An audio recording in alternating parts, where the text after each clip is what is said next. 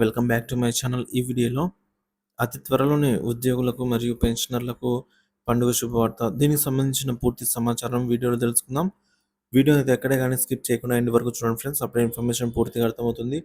Video చూస్తున్న ప్రతి ఒక్కరు వీడియోకి లైక్ చేయండి. వీడియోని తోటి ఉద్యోగ పెన్షనర్ మిత్రులతో అయితే షేర్ చేయండి. కొత్తగా మన ఛానల్ చూస్తున్న వారు సబ్స్క్రైబ్ చేసుకోకుంటే వెంటనే మన ఛానల్ అయితే సబ్స్క్రైబ్ చేసుకోండి. సో దీని ద్వారా నేను చేసే లేటెస్ట్ వీడియోస్ అన్నీ మీ వరకు రీచ్ అవుతాయి. ఇక ఆలస్యం చేయకుండా వీడియోలోకి వెళ్ళిపోదాము.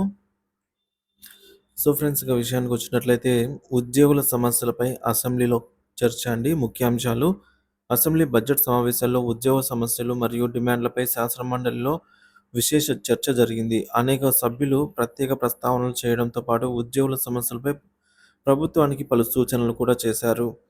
ప్రధాన చర్చలు మరియు డిమాండ్లు ఈ విధంగా ఉన్నాయండి.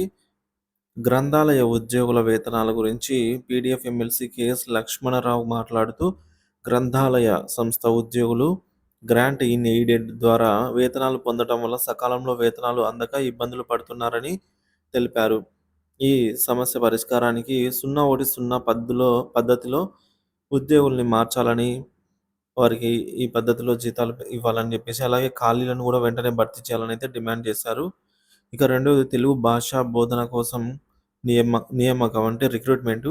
పీడీఎఫ్ ఎమ్మెల్సీ ఇల్లా వెంకటేశ్వరరావు మాట్లాడుతూ 2018 నుంచి 2019లో 140 మంది పీజీటీలుగా నియమించారని, కానీ 2022 జూన్లో వారిని విధుల్లోంచి తొలగించారని పేర్కొన్నారు. మిగిలిన ఉద్యోగులను తిరిగి విధుల్లోకి తీసుకోవాలని ప్రభుత్వాన్ని కోరారు. ఇకపోతే technical లెక్చరర్ల pending జీతభత్యాలండి. MLC Palakapati Raghu Varma మాట్లాడుతూ 2019 అలాగే 2021 మధ్య పెండింగ్లో ఉన్న టెక్నికల్ పాలిటెక్ అలాగే లెక్చరర్ల జీతాలను వెంటనే విడుదల చేయాలని అయితే ప్రభుత్వ ఉత్తర్వుల ప్రకారం న్యాయం చేయాలని ఈ ఆవశ్యకతను సూచించారు. ఇక మహిళా వైద్యుల భద్రత అండి. సభ్యుడు సుబ్రహ్మణ్యం మాట్లాడుతూ ప్రభుత్వ ఆసుపత్రుల్లో రాత్రులు విధులు నిర్వహించే మహిళా వైద్యుల భద్రతపై ఆందోళన వ్యక్తం చేశారు. మరుగుదొడ్లు, ఇతర సౌకర్యాలు అందించడంపై ప్రభుత్వం వెంటనే దృష్టి సారించాలని కోరారు. ఇక ఐదవది పెన్షన్ విధానం. ఎమ్మెల్సీ ఎంవి రామచంద్రారెడ్డి మాట్లాడుతూ 2004లో కేంద్రం ప్రవేశపెట్టిన సిపిఎస్ విధానం వల్ల ఉద్యోగులు తీవ్రంగా వ్యతిరేకించారని తెలిపారు.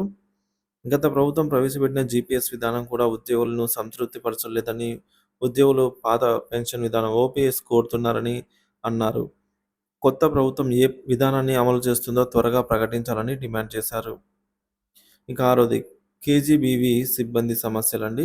ఎమ్మెల్సీ కల్పలత మాట్లాడుతూ కేజీబీవీ సిబ్బందిని క్రమబద్ధీకరించి కనీస వేతనాలు అమలు చేయాలని కోరారు. ఏడవది ఇక విచారణలపై స్పష్టత. 2020లో ఏసీబీకి ఆదేశించిన అనేక కాంట్రాక్టు ఉద్యోగుల విచారణలు ఇంకా కొనసాగుతున్నాయా లేదా ఉపసంహరించుకుంటున్నారా అన్న దానిపై అయితే ప్రభుత్వం స్పష్టత ఇవ్వాలని పిలుపునిచ్చారు. ఇక ఐఆర్ ఇంటీరియం రిలీఫ్పై చర్చలండి. 25-30% మధ్య ఖచ్చితంగా ప్రకటించాలని ఐఆర్ని సభ్యులు డిమాండ్ చేశారు. పీఆర్సీ, పీఎఫ్, టీఏ, డిఏ బకాయిలు సకాలంలో చెల్లించాలన్న అవసరాన్ని ప్రభుత్వం గుర్తించాలని కోరారు. సభ్యుడు చంద్రశేఖర్ రెడ్డి మాట్లాడుతూ ఎట్టి పరిస్థితుల్లోనూ ఐఆర్ 20-25% తగ్గకుండా ఉండాలని చెప్పి విజ్ఞప్తి చేశారు. ఇక సభ్యుల అభిప్రాయాలు ఈ విధంగా అయితే ఉన్నాయండి. ఈ సమావేశంలో ఉద్యోగుల సమస్యలు, పెండింగ్ బకాయిలు, కాంట్రాక్ట్ ఉద్యోగుల సమస్యలు మరియు పెన్షన్ విధానాలపై ఎన్నో కీలక అంశాలు చర్చకు వచ్చాయి. ఉద్యోగుల సంక్షేమం కోసం ప్రభుత్వం తక్షణమే చర్యలు తీసుకోవాలని సభ్యులు ప్రభుత్వానికి అయితే పిలుపునిచ్చారు. మొత్తానికి ఈ విషయాలపై మీ అభిప్రాయాన్ని అయితే తెలియజేయండి friends. Thank you for watching this video. ముఖ్యంగా చూసుకున్నట్లయితే ఉద్యోగులకి త్వరలోనే ఐఆర్ ప్రకటించే యోచనలో ప్రభుత్వం అయితే ఉందండి. అలాగే పీఆర్సీ కమిటీని కూడా నియమించే బాధ్యత అయితే తీసుకోవడం అయితే జరుగుతుందని చెప్తున్నారు. మొత్తానికైతే అతి త్వరలోనే ఉద్యోగ పెన్షనర్లకు పండుగ లాంటి శుభవార్త అయితే అందనుంది friends. Thank you for watching this video.